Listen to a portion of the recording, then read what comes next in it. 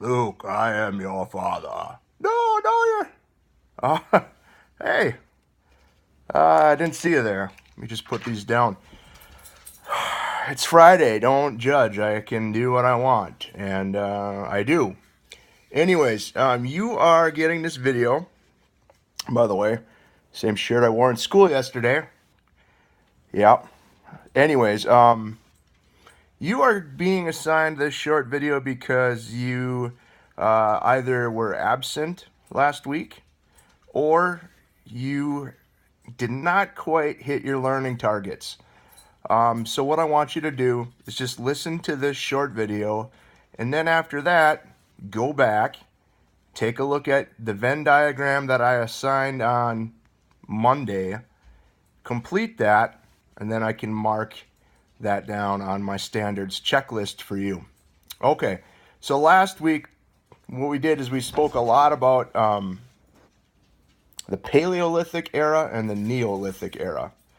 And so I'm just going to kind of consult my notes here so you'll see my eyes flip up and down. So I just want to teach you a little bit about the Paleolithic era and the Neolithic era. The Paleolithic people were hunters and gatherers. They lived in tribes. They relied on hunting and fishing and gathering wild fruit, vegetables, roots, things like that. And so they always had to move around in order to find the food that they needed to survive. And some of the animals that they hunted back then were like bison, woolly mammoth, bear, deer. Meat was a source of food. Animal hide was a source of was a material that they could use to make clothing and shelters too. They lived in clans, which were typically 20 to 30 people, and they lived in caves, or they lived outdoors, or they made shelters with tree branches, animal skin, things like that. Now, it sounds like a pretty simple lifestyle, but some major things happened with the Paleolithic people, and this included speaking. It's probably the most important thing. And think about it, it is also very, very essential to a group's survival. Once they learn to communicate with one another effectively by speaking and talking instead of making noises, that's a good thing. It's a good thing. Probably improved their hunting, and it certainly increased their safety. Second was that they discovered how to control fire. Fire would occur naturally, but they discovered how to use it, and they also discovered that they could make it. All right, fire, good for a lot of things. As people were moving outside of Africa, this is a weird angle to have this camera. As people were moving outside of Africa, they were coming across, different environments. It was the end of the last ice age. Places were cold where they were migrating to. And so fire provided warmth, and it gets cold at night anyways, no matter where you are, without the sun out. So fire provided warmth. It helped them cook food. Cooked food was easier to digest. It made food taste better, and also it broke down complex carbohydrates and proteins, and that would increase brain growth. They didn't know that, but they benefited from that. They also used tools made from wood, made from bone, but also tools made out of stone, and that makes sense. It's the old Stone Age, Paleolithic.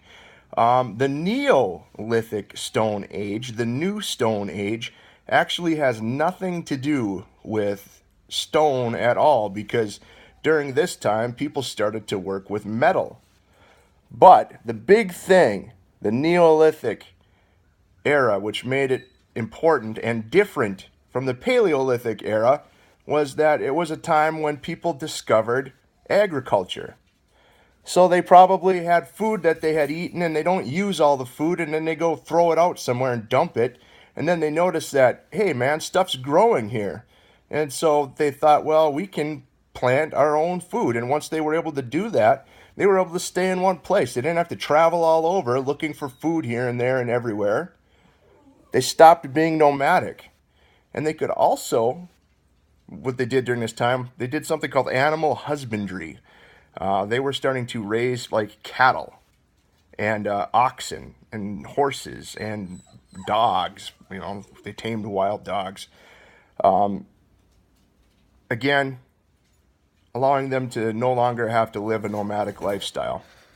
They settled in fertile areas where there was predictable climate, usually near river basins where soil was really fertile. The first plants that they cultivated were rice and wheat. And like I said, the animals that they domesticated, the animals that they tamed were dogs, goats, oxen, horse, things like that. So, switch my notes here. Other things that they were able to do, because not everybody had to farm. Not everyone had to go farming. There were people who farmed, but other people could do other things. They invented writing, pottery, weaving, working with metals. The wheel was invented. It is a very, very exciting time. It has a profound impact on the human species. And it did so because we were able to stop farming. We were able to stop our nomadic lifestyle, settle down in one place, and farm. And once we got the food we needed, we could do other things. Like I said, not everyone had to farm. Okay. We're going to talk a little bit more about the Neolithic era on Monday. I encourage you to watch this video again, take some notes, look over the prehistory presentation that I posted on Canvas, and use this information to complete your Venn diagram that I assigned to you last week, if you still have to finish it. And then I can mark you off for these standards.